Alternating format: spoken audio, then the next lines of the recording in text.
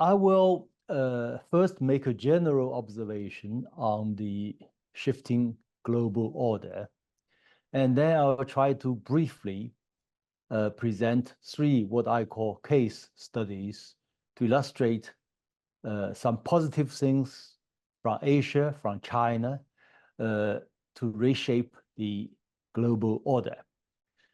First, concerning this shift from unipolarity to multipolarity. To my mind, this world of multipolarity is already there. If you look at the total GDP of BRIC members vis-a-vis the G7 members, the BRICS are already bigger than G7. So this is already there. But the point is this multipolar world order is still to come. So we all should contribute our bit to create this kind of new order, more just, more democratic, more pro-development, more peaceful, more cooperative order. And that's not easy, but we should try hard. In this regard, I'm thinking of the role of China, Russia, and the United States. If you look at Russia, for instance, its very military operation in Ukraine is very controversial. Yet its declared objective to undermine or overthrow the unipolar world order is widely understood and even supported by many countries, especially in global south. So I call Russia as a revolutionary.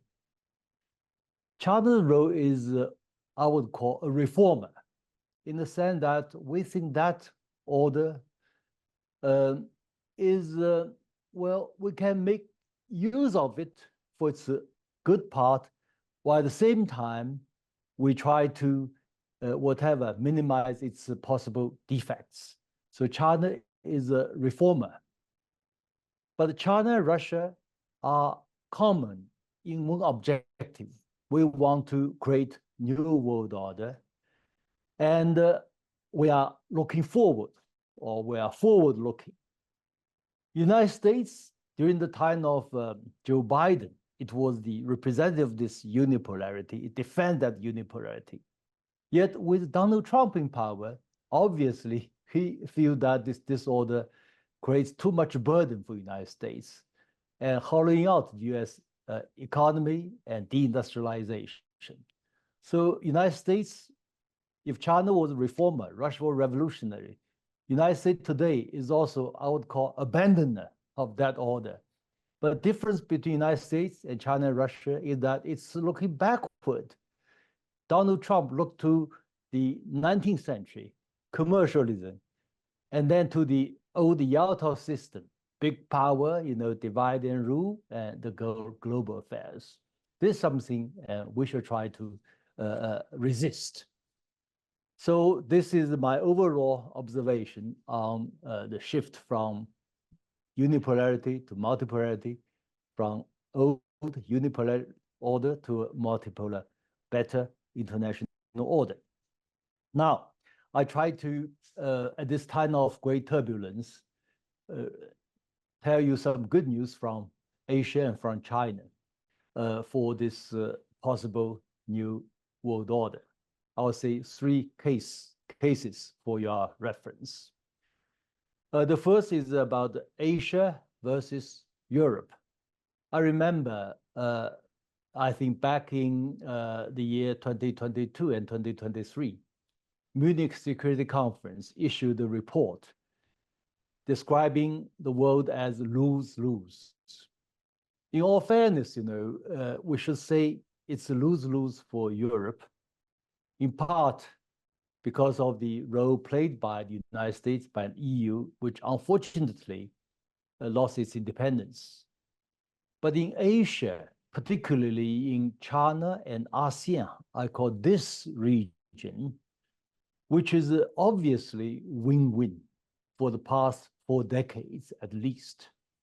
And this win-win could provide a kind of model, so to speak, for the rest of the world and for EU and the United States.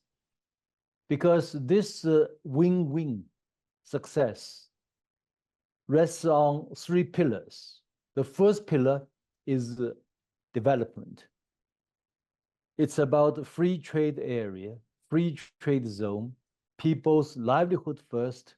Everything, whatever you do, focus on improving people's living standards. So now this region has experienced, is still experiencing the world's fastest economic growth. Even for the case of China, it's 5% a year, which is more than 30% of the global growth. In other words, every 100 additional dollar increase in the global economy, 30 from Chinese economy. And the second, political security pillar. China respects ASEAN's neutrality, centrality. ASEAN always the driving seat for different initiatives, such as ASEAN +5, ASEAN +10, ASEAN +3 security dialogues. And China also accepted this ASEAN nuclear-free zone. And then another pillar is civilizational dialogue, which is very important. We emphasize Asian wisdom, Chinese wisdom, ASEAN wisdom, peaceful solution to disputes, strategic patience, 2 steps forward, 1 step backward. Not big deal. We can do that. Strategic patience. So all these have played out. In the end, this region have become a win-win scenario. If we compare this with EU versus United States as a major player, it's almost, for the United States, the famous philosophy of NATO. Keep America in, keep Russia out, keep Germany down. It's not the right way from Asian perspective with regard to this whole region of Europe. European security must take into consideration Russia's legitimate security concerns. So this is my first case. The second case is obviously China's BRI initiative, Belt and Road Initiative. It's already $1 trillion invested, over 5,000 projects across Global South. And that shows both hard power and soft power from the Global South, notably from China. For the hard power, China provides total solution for infrastructure and for many projects in Global South. For instance, we create really from zero to complete petrochemical industry for quite a few countries like Sudan, Southern Sudan, Kazakhstan, etc. within 3 years, from oil drilling, refinery to petrochemical industries. So with this kind of manufacturing capacity, industrial capacity, will help these Global South countries through BRI initiative. And more importantly, behind this initiative is China's idea. I think it's very good for the new global order to come. It's called the discussing together, building together, benefiting together. In other words, a country or a company is out of its own initiative to join BRI. No one compel you or force you to join this initiative. In other words, this is a win-win-win for all the parties concerned. So that's my second case. The third case is more exciting, perhaps for many countries in the West. It's about China's Green Deal. The good news is by now, China has successfully achieved and completed, or in other words, Green Deal, as we know, it's a lot of fanfare, especially with EU, with Western countries, yet not much achieved. But in China, it's done. Today, China's green energy, costs less than traditional energy. And also the greenhouse emission for the first time for a large country as large as China has gone down. It's really a miracle. Greenhouse emissions have gone down. Don't forget that China is the largest manufacturing power in the world, 25% of global manufacturing, up to 30% very soon. Yet, despite this increased productivity in industry, in other manufacturing sectors, yet China's greenhouse emissions have gone down, in part or mainly due to the rise of renewable energies, solar power, wind power, and other powers. China now the largest producer of EVs, solar panels, and renewable energies. And another concrete, very important example, because Madame Larouche mentioned this again and again, this very great idea of Oasis Plan. I think it's already raised back in 1970s. Now, a good project has been successfully more or less done. It's called the Taklamakan Desert Project. This desert is in China's Xinjiang Autonomous Region. It's huge. It's as large as, almost as Germany, the size of Germany. It's the size of 3 South Koreas.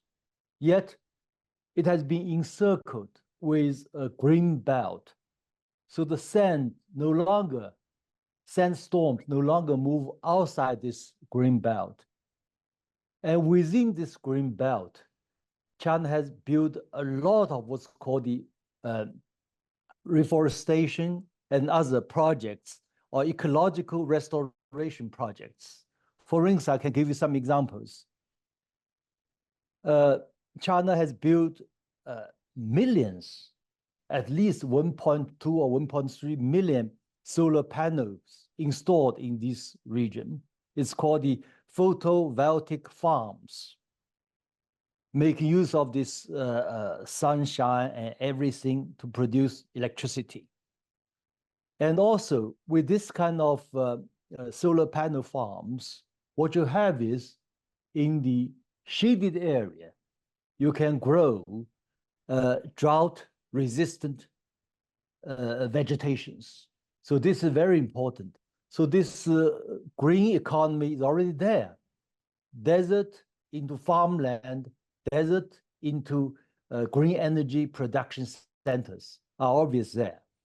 And also water management system, all kinds of ways to save water and to create vegetation species, make use of them with less water. So this is very, very positive. And if you look at the crisis in West Africa, in Middle East, a lot of these crises have to do with, you may call water shortage and desertification, etc. But now with solar power, the desalination can be, which cause a lot of power, which calls for a lot of power and generation. But now with solar panels, with this renewable energy, we can do that. We have the technologies, we have the technical know-how. So I think if we can, achieve peace and development in that region, West Africa and Middle East, which I know very, very difficult. But if we can one day, hopefully earlier, to restore some kind of peace and common object for development, China will at least we have the technical know-how, we have the political will, we have different good practices and technologies to put this this Oasis plan into operation. Of course, the precondition, we have all worked very hard to restore peace in that particular region, especially in the Middle East and in West Africa, now Middle East in particular. So this is my brief presentation. I hope to end up my speech with this slightly more positive note for everyone. And thank you very much. Thank you.